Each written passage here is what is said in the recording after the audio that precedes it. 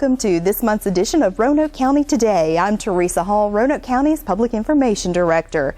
Roanoke County's new North County Fire and Rescue Station is fully operational. We'll check in to see how things are progressing. Plus, we'll talk with the folks at the Water Authority about their newest partner.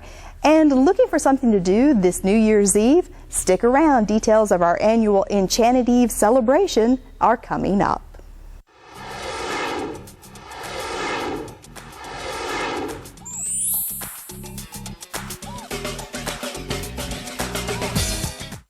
Roanoke County's new North County Fire and Rescue Station is up and running. For this month's show, we thought we'd check in with Division Chief Todd Maxey to see how things are progressing here at the new station. Todd, thank you for taking the time to talk about this project. I know you were the project manager, and so you've invested a lot of time and energy in this project. Has everything turned out like you expected? Yes, everything has turned out real well, Teresa, and once again, thanks for coming out today. How has the call volume been for this station? Have you handled as many calls as you expected? Yes, our projections are right on track. We went live October 15th out of this station, and since that date, up till yesterday, we've handled 198 calls out of Station 1 here. So 198 calls since October 15th through early December.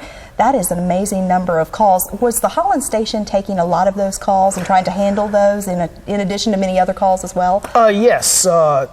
The thing to remember is that this whole area was the Hollands area, and Hollands handled all those calls. And by taking this little piece of territory and using this station to handle those calls, it is taking them away from that station and able to create better response times in this area and throughout the county. You have to be very pleased with how this project turned out. It's a beautiful building, and it's fulfilling the obligation or what we had expected it to do. Yes, far above. What are some of the features of this new station? Just to give folks who are watching an idea of what is included with the station. We have a lot of living space here, Teresa, for our guys that are stationed here. Some of the special features that we like is we have a lot of natural lighting in the station, of course during the daytime, that enables us to save some energy.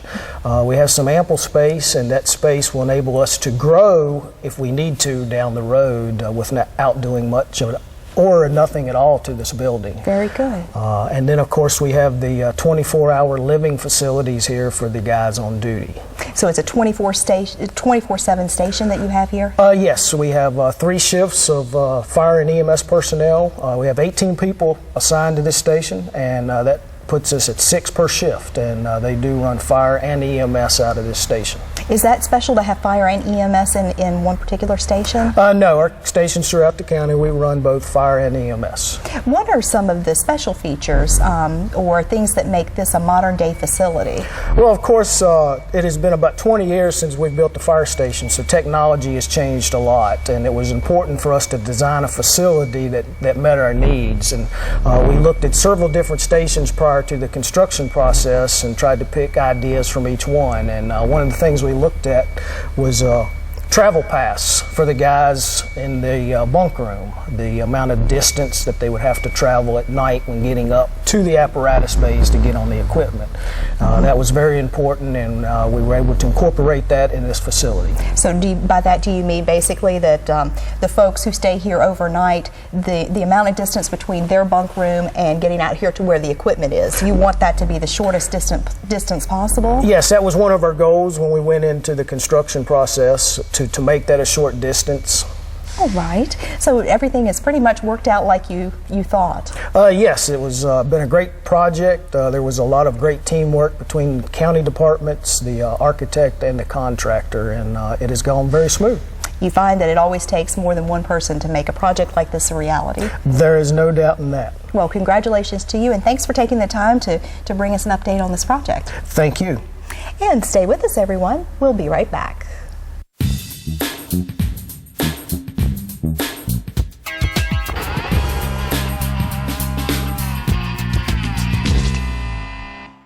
Hello, I'm here today with Gary Robertson, the Executive Director for Water Operations for the Western Virginia Water Authority.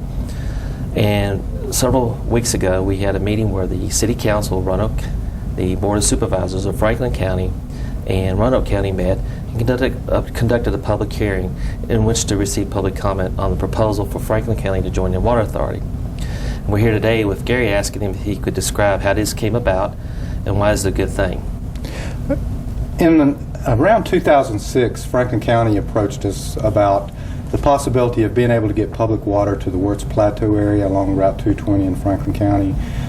They were having some water issues there, and they were just looking at alternatives for getting water there. And at the same time, I guess we had some discussions with Roanoke County about their interest in getting public water along the southern part of 220 in Roanoke County. So the three of us got together and we worked out what I think was a very good project, the 220 water line, to benefit some citizens in Roanoke County and Franklin County. And that is proceeding along quite nicely. And then after we started working with Franklin County on that project, they were just getting started in the utility business, particularly around Smith Mountain Lake, and they asked us for some assistance in those areas, and so we just started working together on that, and it's kind of evolved over time. Well, great. Could you give the public some background or history on the West Virginia Water Authority? Sure.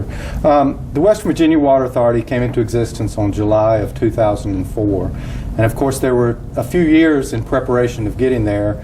It really started with the drought that happened between 1999 and 2002. There were some benefits for mainly city customers and county customers. At that time, Roanoke County had the fairly new water supply for Spring Hollow and additional capacity, but we had the debt service of Spring Hollow that we had to foot with only the county customers. The city customers recognized the need for additional water supply, and so we started looking at ways that we could work together and really share the resources we had. By bringing the city and county together, we were able to accomplish getting the water supply that city customers needed, but we were able to get a lot of relief from the financial side for the debt service that the county customers were carrying on Spring Hollow. Well, great. Was there always a good relationship between the city and the county prior to this actual forming of the authority? Well, you know, the relationship between the city and the county, particularly on utilities, has evolved probably over 40 years, and there has been back and forth of what should happen really from water supply. It really culminated back in the 80s when we had another severe drought that really got the talk going on Spring Hollow. Spring Hollow started the planning studies, and of course, as we all know, that when the decision came to build Spring Hollow, the other localities chose not to participate at that time, and Roanoke County constructed Spring Hollow. Then, as time passed with the additional droughts, I think it gave the opportunity to get back and talk together and to be more cooperative in these issues, and the Water Authority is what resulted. How many customers are now served by the Water Authority? With the addition of Franklin County, we are just under 60,000 customers. Great. And what effect possibly on rates in the future? Franklin County joining the Water Authority really has no impact on our rates at this time. One thing, if you'll remember, when we formed the Water Authority, we adopted a 6-year rate equalization plan for county customers and city customers, because at that time county customers were paying higher rates than city customers. In January, in just under a month, that rate equalization plan will be realized, and so Roanoke County and Roanoke City customers will be paying the same rates. Franklin County customers do pay a higher rate than city and county customers, and over time they will probably equalize also, but the authority adopted the existing Franklin County rates, and that's what we intend to carry forward. What would you describe as the biggest benefit for the authority for this change or this new partnership, and also for Roanoke County? One of the real reasons in forming an authority, when we looked at it initially in 2004, was to be able to utilize the existing resources that we have in the valley. And so we, at that time, the authority was formed to be a regional partnership, but only the city of Roanoke and Roanoke County participated initially. But we also participated with the Planning Commission for a long-range water supply, and there were actually 13 localities that participated in that. And that started in 2003, but after the drought of 2002, the state mandated that each locality prepare a water supply plan. And so we're all in the process of updating those plans, but the state in this requirement has really encouraged people to work regionally on their water supply plans. And they've basically said that for new water supplies, they're going to give a much harsher look if you're trying to do an independent water supply as opposed to working regionally. So we feel that for the future, then having Franklin County, Roanoke County, and the city of Roanoke working together, it's going to make it much easier to look at new water supplies. And of course, this study has really recognized that the most likely source for that water supply would be Smith Mountain Lake.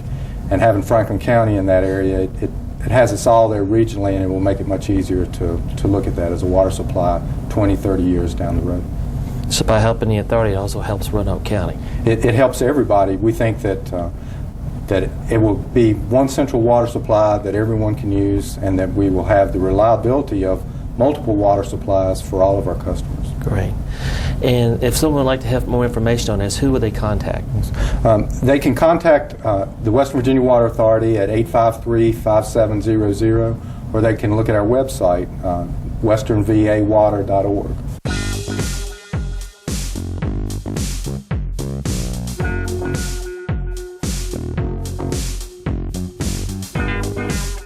Welcome back to Roanoke County Today. Roanoke County was a partner in this year's Energy Expo, which was held at the Roanoke Civic Center in November. We thought we'd share some highlights of this year's event, which included dozens of vendors.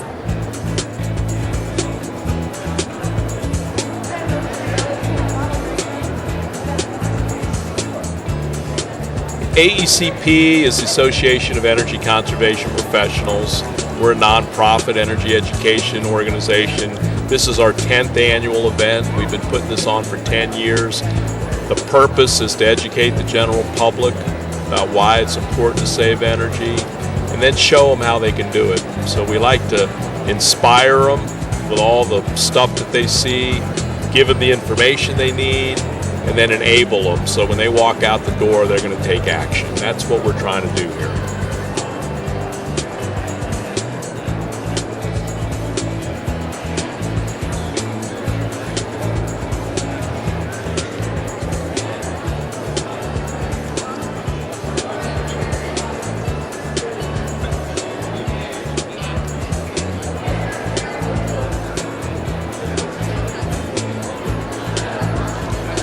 We'd like to get the ball rolling with solar here in this area. I mean, it's been around for a long time. It's a good, clean, efficient source of energy, and it's been on the back burner way too long. One thing, the efficiency of the panels, every year gets better and better. And slowly, it's getting more affordable. There are rebates from the government. In Virginia, they're not so popular right now, but with a little help, maybe we can, the people can get some help.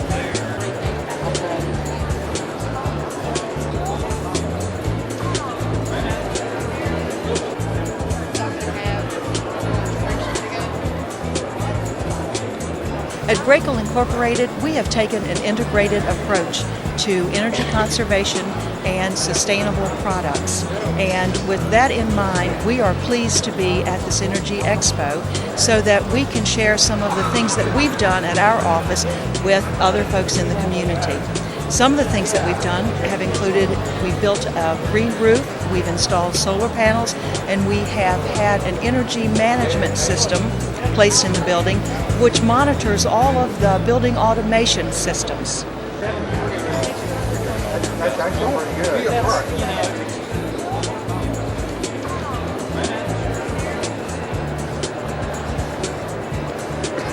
Roanoke County is participating in the Energy Expo this year because we want to tell our citizens what we've been doing, and we want to get input from our citizens for our local government for sustainability project that we're working on. We want to reduce our carbon footprint, and we have brochures here for our citizens to tell them how they can do it at home, and we're having a drawing so that they can sign up and give us some information about their email, and we can contact them and maybe get some suggestions as to what we can do to reach out to the community. We're giving away some little things. We've got some insulators for people's plugs and for their light switches, And we also want our residents to see some of our awards that you see back here on the wall. We've received a Green Government Award from Virginia Municipal League and the E2 Award from the Department of Environmental Quality, the state. So that's what we're here for. We want our citizens to know what we've been doing, and we're hoping to get a lot of input from them. The teacher's here. So,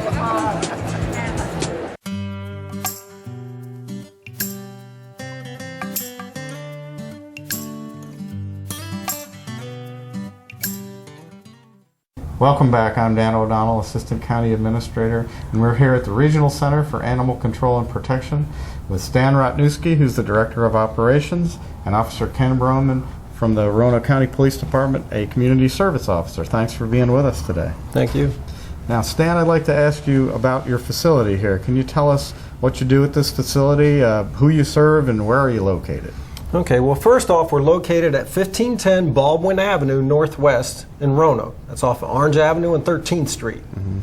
We service Botetourt County, Roanoke County, the town of Vinton, and Roanoke City. Okay. And you're basically the collection facility for animals from the different jurisdictions. Any animals that are brought in from those localities that we serve, especially dogs and cats that are brought in by animal control officers or by citizens of those particular localities, we accept here at the Regional Center of Animal Control and Protection. Mm-hmm. And where do most of your animals come from? It's broken down where the city has responsibility for about 55% of them, Roanoke County 28% of them, Botetourt County about 22%, and Vinton about 14%. Mm-hmm. Now, your primary goal is to find the owner of the animal and find a place for the animals to live. Gosh, yes. Our biggest thing is that nobody knows where we're located. Right. And that's why we want to do this. We would love to reunite all the animals with their owners, but the big question is, where are we and where do you go to get your dog or cat reunited with your family? So if your animal is missing, how do they find the animal? How do they find you? Well, one, you can go to our website, which is rcacp.org, and click on photographs of lost pets. And there'll be dogs and cats there because we take pictures of any animal that comes in here and post them on our website so people can look to see if their lost pet is in fact in our facility. The other thing you can do is you can call 344-4922. That's our phone number, and you can give information on a lost pet. We'll take it down for you.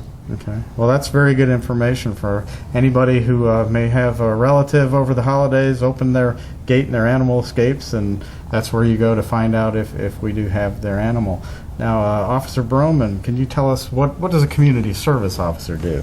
Well, I'm a member of the Roanoke County Police Department. We act as the animal wardens for the county, and what we do is we handle any animal complaint or any issues that deal with domestic animals. Mm-hmm. Okay. And how many animals from Roanoke County do you pick up? Does the county police department actually have to confiscate or pick up every year? On average, it runs about 1,600 animals. Wow, comes from Roanoke County. And can you tell us about the responsibilities people have for things like tags and animals running at large and things like that? Yes. In Roanoke County, any dog or cat over the age of 4 months is required to have both a rabies certificate and a Roanoke County tag. Mm-hmm. Those tags are purchased from a treasurer at the county administration building. Right. In the county also, dogs are required to be kept on owner's property, right, or under the owner's control.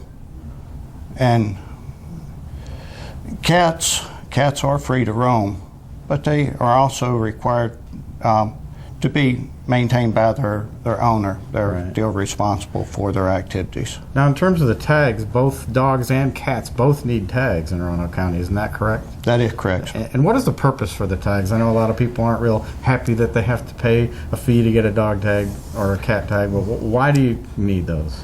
Well, first off, the tags are very reasonable. They're $10 each for unspayed or neutered animal, $5 for a spayed or neutered animal.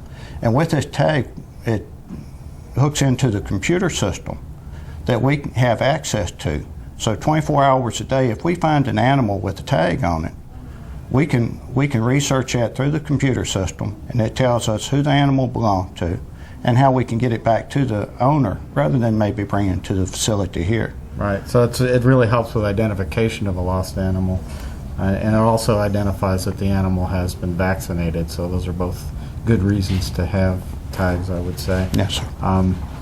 Now, once again, I just want to reiterate, this is the location people go to where if their animals are missing. So once again, can we get a repeat from Stan about how they find their animal if it's missing? Well, the two things you can do is go to our website, rcacp.org, or call us at 344-4922. Great. Well, thank you for being with us today. This is a great facility that's here, and you do a lot of good things for the public and the animals they have. So thank you very much. Thank you. We'll be right back. These kids almost had a new community center. A contractor almost volunteered to build it. A carpenter almost worked on the crew. And everyone else almost gave at the fundraiser. They almost gave. Almost. And these kids?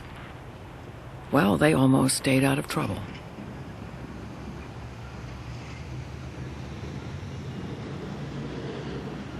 Enchanted Eve is an incredible alcohol-free New Year's Eve event.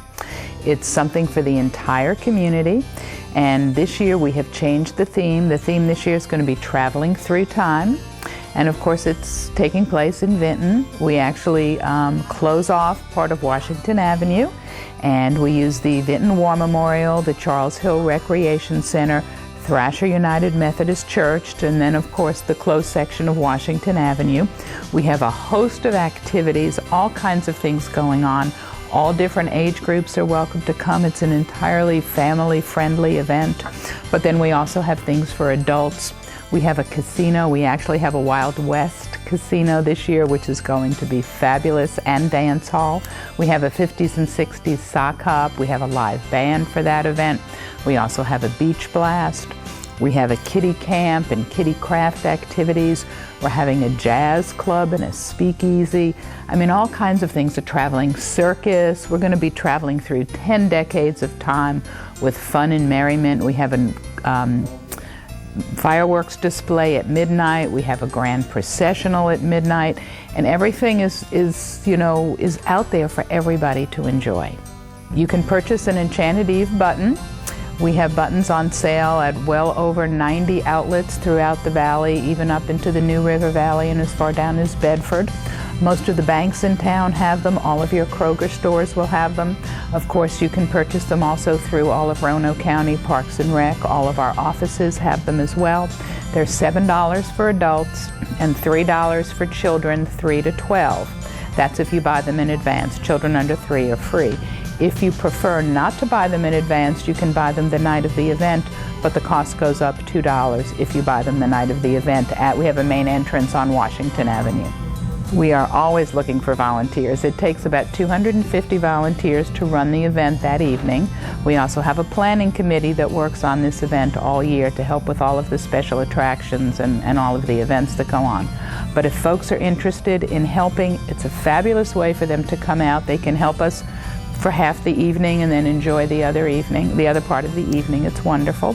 If they're interested in volunteering, they can go to our website, www.roanokecountyparks.com, or they can actually call the office at 387-6078, and we're more than happy to let them know what volunteer opportunities we have available. And also, one of the things I haven't mentioned yet is we also have what we call the era of the here and now. We're actually going to have an adrenaline jam, which is going to be a heated tent out in the Vinton War Memorial parking lot. And we will have all kinds of high-tech computer games for all of the teenagers and everyone else, of course, to enjoy. We're also having a Twitter scavenger hunt, so you can go online and check our website and get all the information for that as well. So it allowed us the opportunity to go back in time, as well as do some things that were really current that folks would enjoy as well. So it gave us a wide variety of opportunity to do a multitude of activities and performances for folks. We had talked about all of the volunteers, that we need to put the event on, but in addition to that, we have fabulous sponsors. For for the event. Without their support, this event would not happen.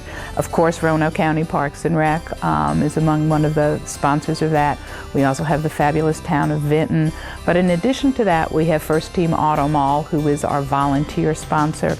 We have WDBJ7, which helps us publicize the event, as well as Star Country and the Vinton Messenger.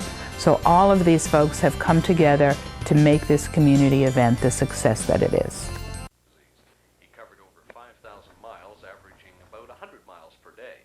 Manson says he wants to thank all who donated to his cause and wants to remind us that even though his journey is over, it must continue. Tom and Harriet Banks. Every year, 1 million families face losing their homes to foreclosure. Because they don't know what to do, they do nothing. If you're in danger of losing your home, call us, because nothing is worse than doing nothing. That's all for this month's edition of Roanoke County Today. We leave you now with some of the sights and sounds from the annual Christmas tree lighting held this year for the very first time at our new Green Ridge Recreation Center. From all of us at Roanoke County, have a wonderful holiday and Happy New Year. See you again in 2010.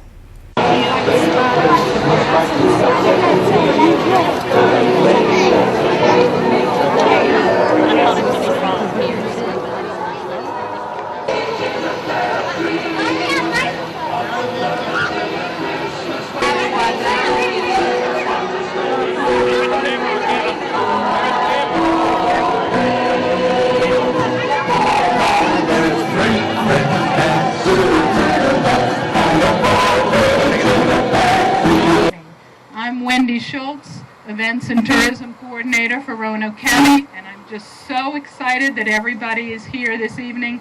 We're going to have a fabulous ceremony. And right now I'd like to introduce to you Mike Altizer, Chairman of the Board of Supervisors for Roanoke County.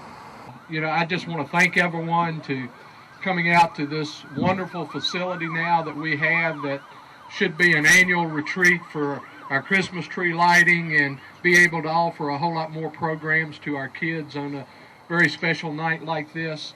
So I want to thank everyone for being here, all the children, and you know, for all the kids there will be a little surprise at the end, and we'll talk about that later. But we're delighted to have you here tonight because we are very proud of this facility. It's fabulous. I hope you, if you haven't had a chance to go through it, I hope you take that opportunity tonight. Take a look at it. It is quite a beautiful facility, and it is designed for Roanoke County especially, and we are going to open it up to our neighbors though.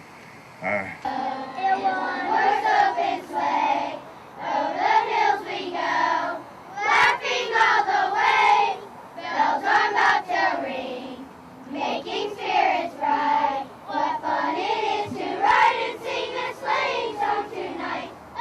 Jingle bells, jingle all the way.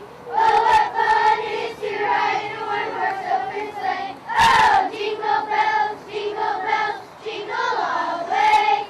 Oh, what fun it is to ride in a one-horse open sleigh. Big dogs and cows of holly,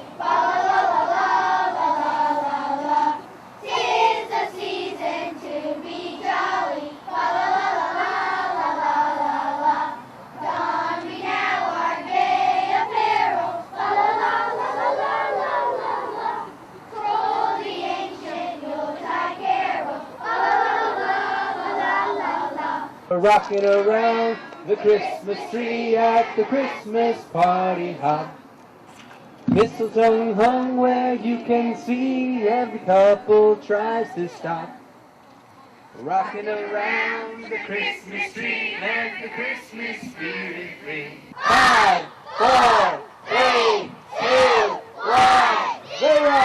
Merry Christmas! Merry Christmas!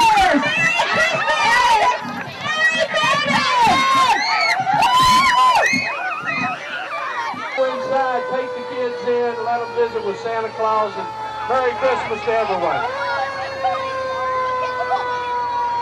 And there will be pictures for all the kids that go see Santa Claus. Thank you.